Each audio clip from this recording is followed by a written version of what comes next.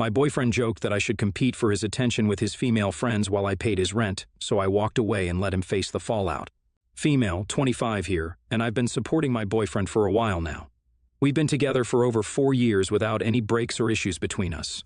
We met in a workshop for one of the optional classes I was taking for extra credit, and he ended up asking me for a coffee. For a couple who's been together for over 4 years, you'd think we would have had our fair share of arguments and breakups before we reached a stage where I'm comfortable helping him out with paying his rent, but no, we didn't really have any major fights.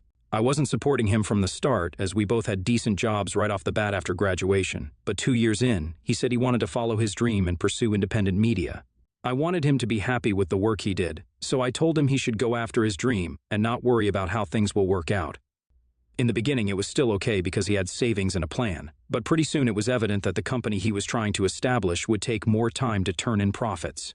He had used all of his savings and invested everything he got from the sponsors into his company. It came to the point where he was due for rent for over 3 months, and that's when he asked for my help. As soon as I found out, I told him he doesn't have to worry about finances, and I'll support him until he starts making some profits. Him moving in with me wasn't an option because he had started the company from his home instead of renting out an office space. That's how we ended up with me supporting him. It was all okay until recently when I noticed a change in his behavior.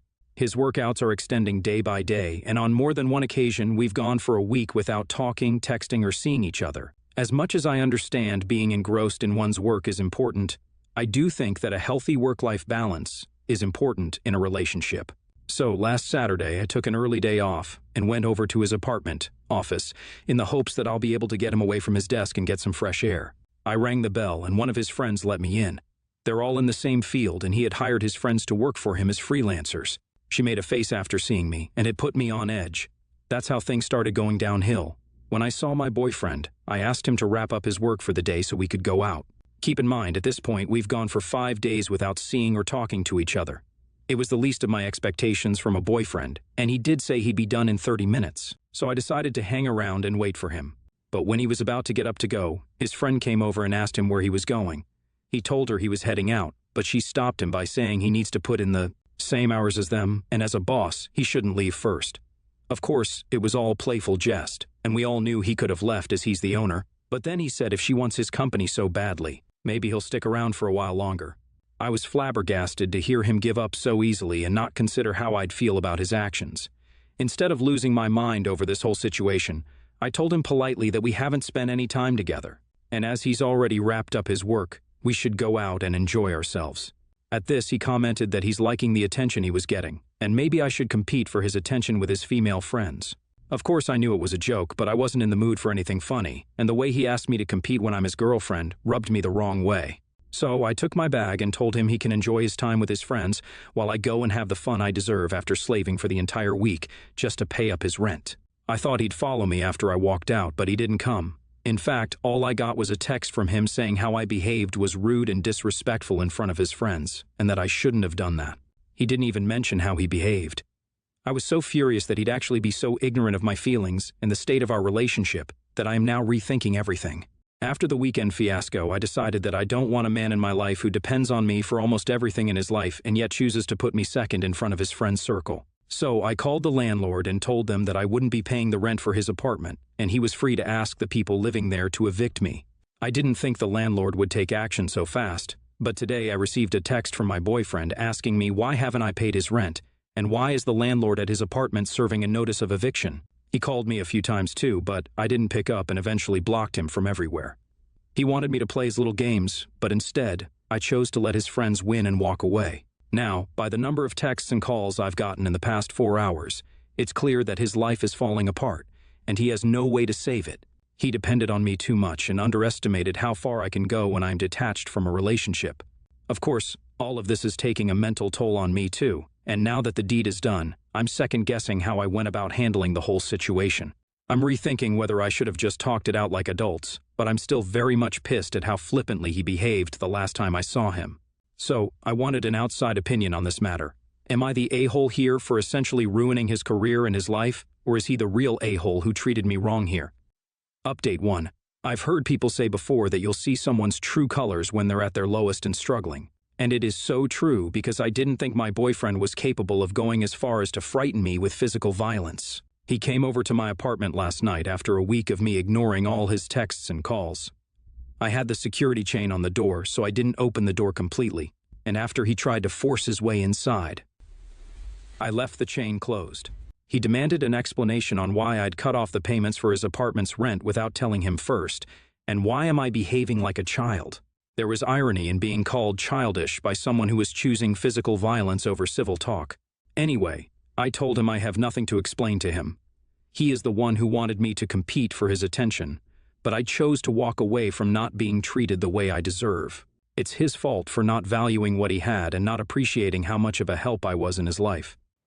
I wouldn't have even paid any attention to the things that were wrong in our relationship, if not for him blatantly voicing out loud what he thinks of me and where I stand in his life. That just got him more riled up, and he started to reach out for me to harm me in some way, but I backed off and closed the door. He kept banging on the door for another 15 minutes, until I told him I've called 911, and if he doesn't go away, he'll be going to jail. I'm very scared right now because, for the first time in all our time together, I have realized I don't know the limits he could go to. If anything happens, at least these posts and updates are on account of my side of the story. Update 2. My ex-boyfriend has been following me for a while. Actually, following is putting it mildly. He's turned into a crazy stalker, and I'm scared to even go out. I noticed a few weeks ago that he's everywhere I go, and based on pure intuition, I started going around in pairs. I called some of my closest friends, and they were ready to help me out. We eventually figured out, through keeping an eye out, that my ex is following me from my home to work and waiting at a nearby cafe until I'm done. Then he follows my route back home and just stays in the neighborhood park. Yesterday, I confronted him about his behavior. Of course, I didn't go alone. I was expecting a fight, or maybe more threats, but instead, he started crying and begging me to take him back. He said he was sorry for how he behaved and for not realizing sooner how much I meant to him. He said he has always taken me for granted, but now that I've walked away from him, he has realized I am the only woman for him, and he's a fool to let go of me. The apology on its own might have swayed me, but paired with his stalking behavior and the physical threats, I didn't want anything to do with him. I told him that I'd moved on and that what he's been doing is making me unsafe. I asked him to stop and even threatened to report him to the cops if he didn't leave me alone. Update 3. I had to get a restraining order. It was a very exhausting and lengthy process to deal with my ex, but I had no other choice. He kept stalking me and once more tried to forcefully make me come back to him. Thankfully, I had a friend by my side who called the cops, and they arrested him. I filed my request for a restraining order because I didn't see any other way to be safe.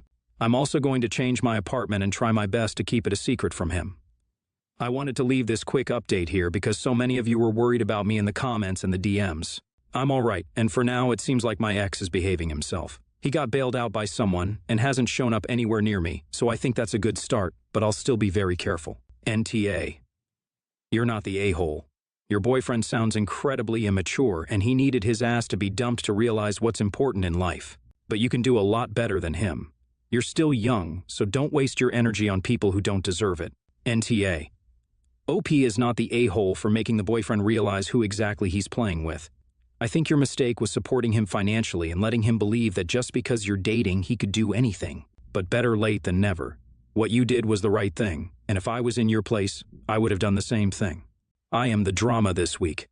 I, 16 female, got myself kicked out of Sunday school at my stepdad's church this weekend. My mom married Brad earlier this year. He has 4 kids, 12, female, 10 male, 9 male, 7 male, that are with him most of the time. And to say their family is religious is like the understatement of all time. The daughter has to wear skirts all the time and can't cut her hair. And they're all at church at least 3 times a week and have family Bible time and stuff every day. I wouldn't care except that now that my mom and Brad are married, they expect me to participate, and that's just not my bag. I think it's superstitious, misogynistic nonsense, and I always leave stuff at their church feeling icky. I try to get my mom to let me go to my dad's on Sundays to avoid conflict, but that's a non-starter so far, so I try to avoid talking about it. But Brad is like making it his personal mission to get me saved or something, so the subject comes up regularly. I finally put my foot down about not wanting to go to church with them, and it turned into a big argument, and my mom asked me to just go and keep the peace for the younger kids because it's something we do as a family. So I go and mostly just read, but I don't lie about why I'm there or my religion. If someone asks me a question, it pisses Brad and my mom off, but I figure if they don't like it, they can let me stay home. The problem is that the Sunday school teacher for my age group is a real piece of work and thinks we're all stupid because we're teenage girls. So he likes to go into a lot of biblical Greek translation stuff to make himself look smart. The only thing is he's almost always totally wrong. My dad sends me to private school, and I took 2 years of ancient Greek, taking Latin now, and I know he's bullshitting people. So I brought an interlinear New Testament and a Koine Greek dictionary with me this week. And when he got started, I corrected him, not mean, but just like, wow, that's not what it says here at all. Can you explain more? And oh, that's weird because that's not how Brill defines that word. Dude was turning red by the end of it and asked me to stop interrupting, so I just shrugged and said I was trying to learn. He told the pastor, and the pastor told Brad that I'm not allowed to come to Sunday school anymore because I'm disrespectful. So, Brad and my mom are mad and want me to apologize for derailing class instead of just getting through quietly. But, I don't know. ATA? Update edit, people keep asking me how it turned out, so here's how it is now. I'm officially living full-time with my dad. My mom is still mad, but she can deal with it. We have a few hours on the weekend away from their house for now, but that's it. Stepdad isn't allowed to contact me. Before I let them know, I visited for Christmas to do presents. I left my stepsister a secret present with a note telling her if she ever needed help or to talk, to text me. She texted me thank you, and she won't tell anyone and has been texting me occasionally, so at least right now, if things go squirrely for her, she can get some kind of help if she wants to get out when she's older. And we're still in contact. I talked to my dad, and he said he's willing to try to help her if it comes to that because it sounds super culty. She'll be old enough to be emancipated by the time I finish undergrad, so if that's what she wants, maybe we can figure out a roommate situation. NTA.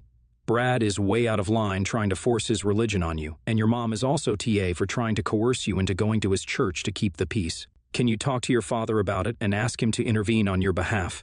NTA. You proved that the purpose of the Sunday school lesson was not about learning.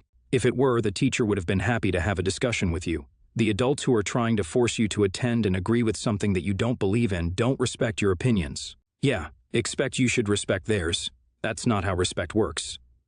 I, 46, male, have a son, 18, male, in senior year who is with a girl, 18, female, for 2 years from his school. And they recently broke up. His ex-girlfriend is well-mannered and intelligent. Me and my wife both adore her. Her parents are the same. They broke up at the end of October after they went to a Halloween party, and she broke up with him. They have despised each other since and would be cold to or about each other, though he never explained the details of why they broke up and has been extremely hurt by this. A couple of days back, a number was calling me several times in the middle of the night, and I answered. It was his ex-girlfriend. She was crying and mumbling. She was going on about her mother, and it was all incoherent. She was clearly inebriated, and I calmed her down. She was asking me if she could stay in the guest bedroom for the rest of the night, and I told her that she can stay however long she saw fit. Me and my wife included her in breakfast the next morning, even though she felt embarrassed, and my son joined us but was clearly flabbergasted by seeing her and was about to leave, though I encouraged him to sit with us. It was quite awkward to say the least, though it is evident they clearly still like each other. As I have seen her at our house, she cut her stay short as she said her parents would be worried, and it was better if she started heading home. My son offered to drive her home. She just said no thank you and left. As soon as she left, he got upset at both of us and was wondering why she was here for breakfast. And he told us that we were immensely invasive of a space in his life that is fragile, and I don't respect his boundaries by letting her stay without his knowledge. He told me that I should have at least warned him that she would be here. I was wondering if I was the a-hole for letting her stay, encouraging her to stay for breakfast, and proceeding to not tell him, as he was greatly upset by this. ATA? YTA. Helping the kid out during the crisis was the right thing to do. Clearly, she needed a safe place to stay, but you should have woken your son up and told him immediately. He should have had a warning and been allowed to stay in his room where you would bring him breakfast, so he could choose not to interact with her in the morning if he wasn't comfortable. And you shouldn't be offering to let her stay indefinitely. I get giving her a safe place for that night, but offering to let her stay as long as she needs without even talking to your son first shows no regard at all for his feelings or comfort in his own home. Did you date anybody before your wife? Ever had an ex? How can you not get where he's coming from here? I realize that your intentions in helping her were good, but you went about this all wrong, and in a way that was a betrayal to your son. You and your wife owe him a serious apology. YTA. It doesn't matter how nice she is. It doesn't matter how much you like her. It doesn't matter why they broke up. Your son was ambushed by his ex-girlfriend at the breakfast table. I understand letting her stay. An 18-year-old called you incoherently rambling in the middle of the night, and you wanted to help her. Fair enough. That's not why you're ta. It's because you didn't warn your son. Would it have killed you to send him a text or go knock on his bedroom door to tell him that she was in the house? YTA. It's not even so much about letting her stay, as you haven't discussed enough about your relationship with her, and their breakup to determine how out of line it was, though typically, it's not normal behavior. Generally, though, most parents have the common courtesy of checking with their child first to make sure they wouldn't be uncomfortable before offering your home for them to stay. However, the least you could have done is forewarned him. Even if you weren't going to give him a say, to blindside him like that first thing in the morning is very much an move. You made him uncomfortable in his own house. That is a lousy thing to do.